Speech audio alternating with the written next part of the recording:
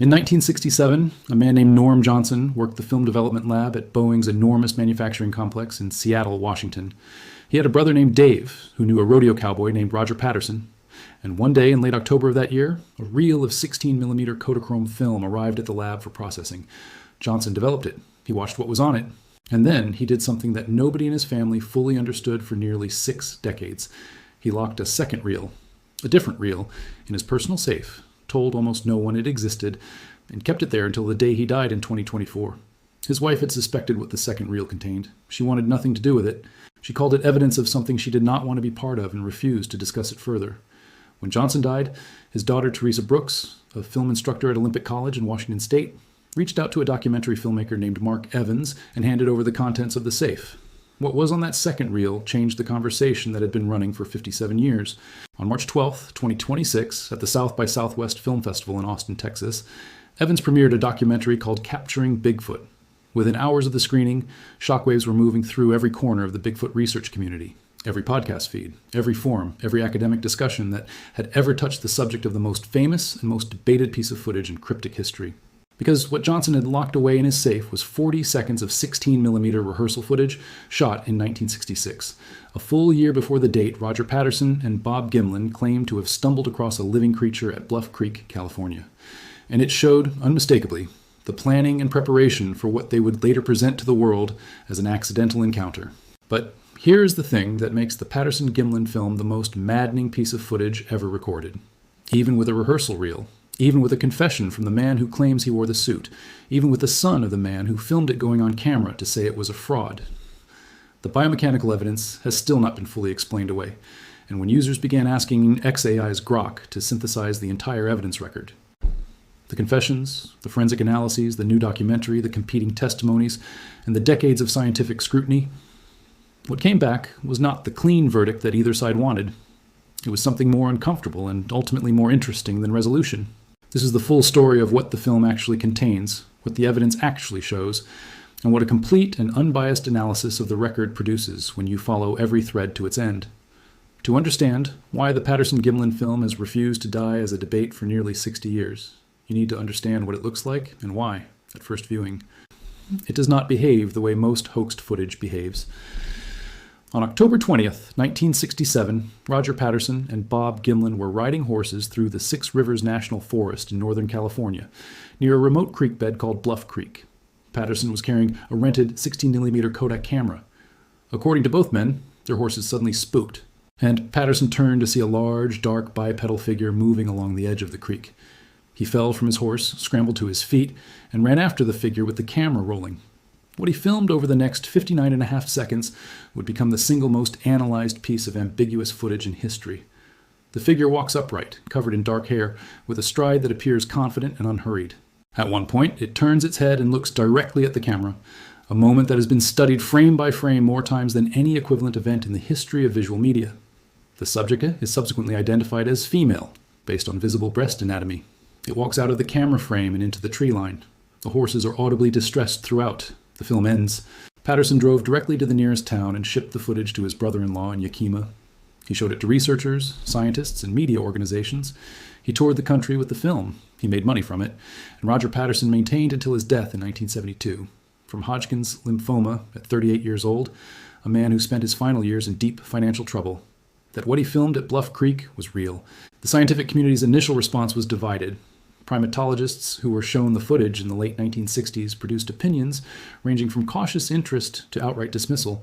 What they all agreed on was that the footage was either the most important biological discovery of the 20th century or an elaborate fraud, and that the distance, the resolution, and the specific movement patterns of the figure made a definitive answer impossible with the tools then available. For the next 30 years, the film occupied a strange middle territory, not proven authentic, not proven fake, routinely cited, routinely mocked, and slowly accumulating a body of formal analysis that nobody had expected would grow as sophisticated as it did. The most rigorous scientific engagement with the footage has come from Jeff Meldrum, a professor of anatomy and anthropology at Idaho State University, and one of the world's foremost experts in primate locomotion. Meldrum has spent decades examining the physical record associated with Bigfoot sightings, principally the footprint casts, and has brought the same comparative anatomical framework to the film footage. His analysis focuses on what he calls the compliant gait. In human walking, the knee typically locks during the stance phase of each stride, straightening fully as the body's weight transfers over the supporting foot. And this is the mechanically efficient pattern that evolution built into bipedal locomotion for a creature with human proportions. Great apes, by contrast, walk with their knees consistently bent throughout the stride cycle, maintaining what biomechanists call a compliant posture, trading energy efficiency for stability and a lower center of gravity. The figure in the Patterson-Gimlin film walks with a compliant gait. Its knees remain bent throughout every stride that the footage captures. Its arms swing with an amplitude and pattern that, when analyzed using motion capture comparison to both human walkers and great apes, falls outside the normal range for either.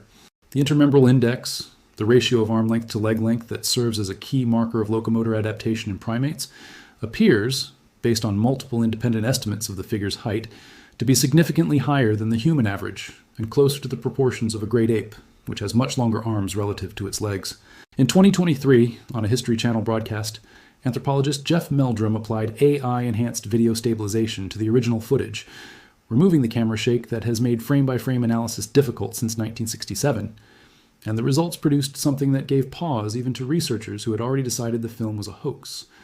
The stabilized footage revealed joint angle patterns and muscle movement during the walking sequence that are mechanically consistent with a large non-human primate and inconsistent with a human performer maintaining a deliberately modified gait.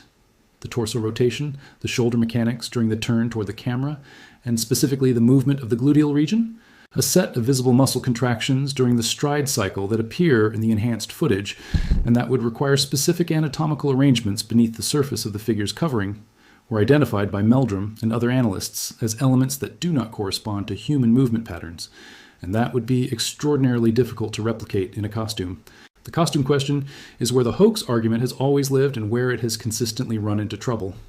The figure in the footage is approximately 6.5 to 7 feet tall, based on the known dimensions of the Bluff Creek site. It has proportions that differ from a human in multiple measurable ways, and it moves with a consistency of gait across 59 continuous seconds, or including a camera-facing turn executed at full walking speed that has defeated every recreation attempt that has been publicly undertaken with comparable equipment. Multiple Hollywood special effects professionals who were asked to evaluate the footage, including individuals with decades of creature suit experience, concluded that creating a costume in 1967 that would produce the specific movement characteristics visible in the film was at or beyond the outer limit of what the materials and manufacturing techniques available at the time could achieve. The Planet of the Apes films, released in 1968 with full studio resources and professional costume departments, I produced ape suits that looked nothing like the figure in the Patterson-Gimlin footage when subjected to the same kind of biomechanical scrutiny. And those films had budgets, time, and technical expertise that Roger Patterson, a broke rodeo cowboy with a rented camera, demonstrably did not. This is the evidentiary situation that existed when the 2026 documentary arrived. The Capturing Bigfoot confessional chain begins, not with a stranger, but with Roger Patterson's youngest son. Clint Patterson is now 66 years old. He was 12 when his father died. He grew up in the shadow of the film, watching it appear on television, watching his father's legend grow, watching the licensing money from the footage support his family long after Roger was gone. And for years, Clint carried something he told the documentary's cameras was a specific, sourced admission, not a suspicion.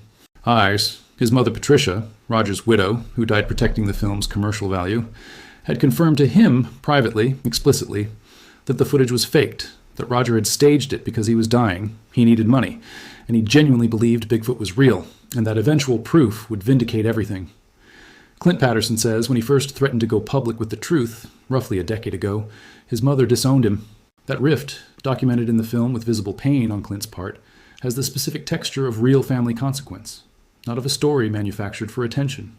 Bob Hieronymus, now in his 80s, appeared again in the documentary, reiterating the claim he first made public in 2004. He was the person in the suit. He says Patterson recruited him through a network of Yakima acquaintances, promised him $1,000 and never paid. He says he kept quiet for 36 years, partly out of embarrassment, partly because his lawyer advised caution while Patterson was actively earning from the footage, and partly because he did not want to be associated with what he increasingly recognized as a significant and enduring fraud. Several people from the Yakima area have over the years independently confirmed Hieronymus' account of having told them about the suit in the months after the filming. The second forensic element in Evans's documentary is the rehearsal reel. The 42nd clip, developed by Norm Johnson at Boeing and locked in his safe shows. A figure in a Bigfoot suit walking through wooded terrain similar to Bluff Creek, but thinner than the figure in the 1967 footage, suggesting an earlier, less finished version of the costume. The footage was shot in 1966. Bob Gimlin appears in it. This is the detail that carries the most significant evidentiary weight in the entire documentary, because it directly contradicts the account that Bob Gimlin has maintained for nearly 60 years. Gimlin has always insisted that he was simply accompanying Patterson as a friend, that he had no advanced knowledge of any planned staging, and that what he saw at Bluff Creek was real. The rehearsal reel places him at the preparation phase of the same project, a year before the famous footage was shot. Gimlin is 94 years old. He did not participate in Evans's documentary, but Evans documented something at a 2024 Bigfoot convention that is arguably more telling than any formal interview could have been. Hieronymus and Clint Patterson attended together and approached Gimlin directly. They told him they were ready to come clean, together, on camera. According to the documentary, Gimlin's initial response was to agree. He was willing, in that moment, to go on record and confirm the hoax. Then his wife intervened and stopped the conversation. Evans captured the exchange on film. That moment, a 94-year-old man agreeing to confess to a fraud he has denied for 57 years, and then being pulled back from the edge of it, is the closest thing to a deathbed admission the documentary contains without ever actually producing one.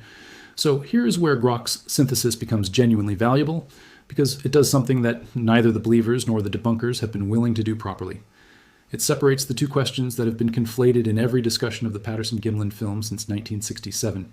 Question 1. Was the footage in the 1967 film a staged production? The evidence record as it stands in 2026 is the heaviest it has ever been on the side of yes.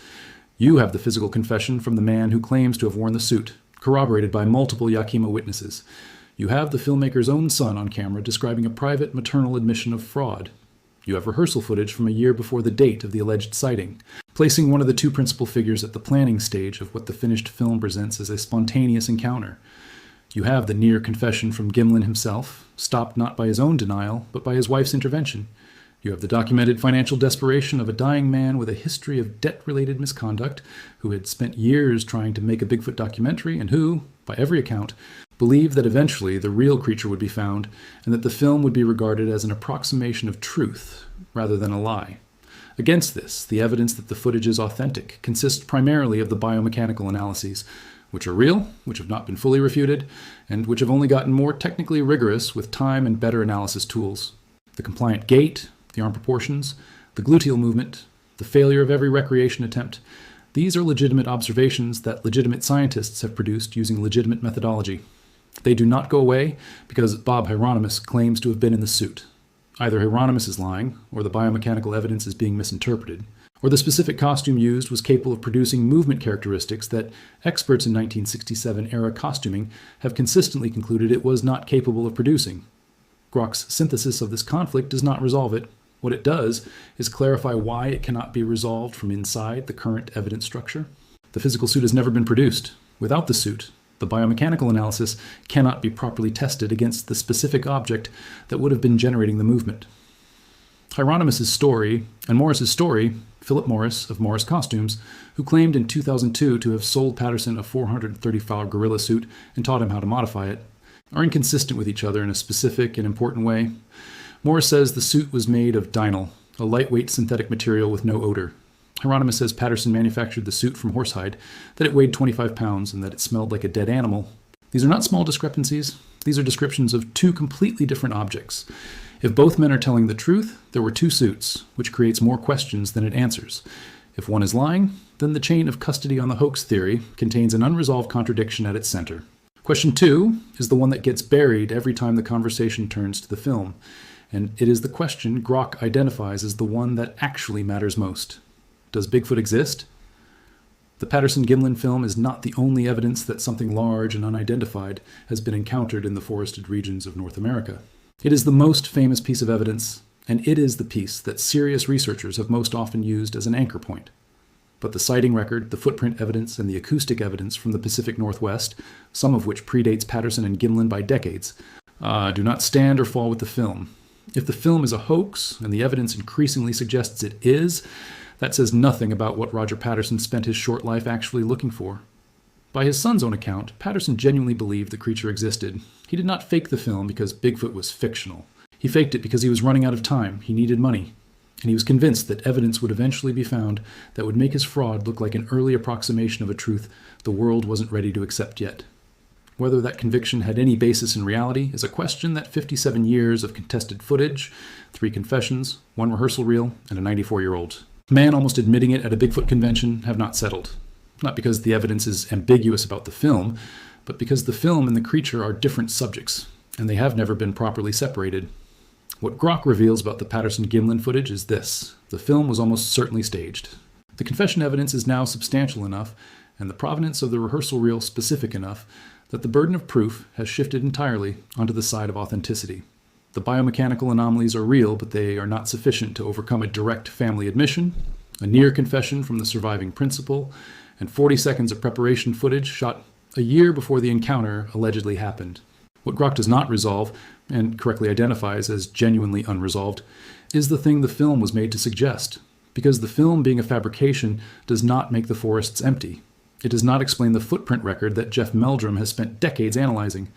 It does not explain the sighting reports that predate Patterson and continue to accumulate after him from people with no financial motive and no connection to the Bigfoot industry. It does not explain the acoustic recordings from the Pacific Northwest that have been analyzed by linguists and bioacousticians and produced results that remain, at minimum, unexplained. The 1967 footage was a dying man's gamble that the world would eventually prove him right, even if he'd cheated to make the point. What the world found instead was 60 years of disagreement about a film that turned out to be what the evidence now strongly suggests it was, and a question that the film was never actually capable of answering either way. Because no 59 seconds of footage shot by one person from one angle on one afternoon in one creek bed was ever going to be enough to confirm the existence of something the entire weight of institutional science had already decided not to go looking for. Whether that something is out there, or whether the forests of the Pacific Northwest contain something that the most famous faked footage in history was made to represent, is a question that the fall of the Patterson-Gimlin film makes more interesting, not less, because the hoax was not built out of nothing. It was built by a man who genuinely believed in what he was faking. And that distinction matters in ways that the next 60 years of evidence may eventually resolve. Subscribe, because the question the film couldn't answer is still open. And the tools we have now are nothing like what existed in 1967.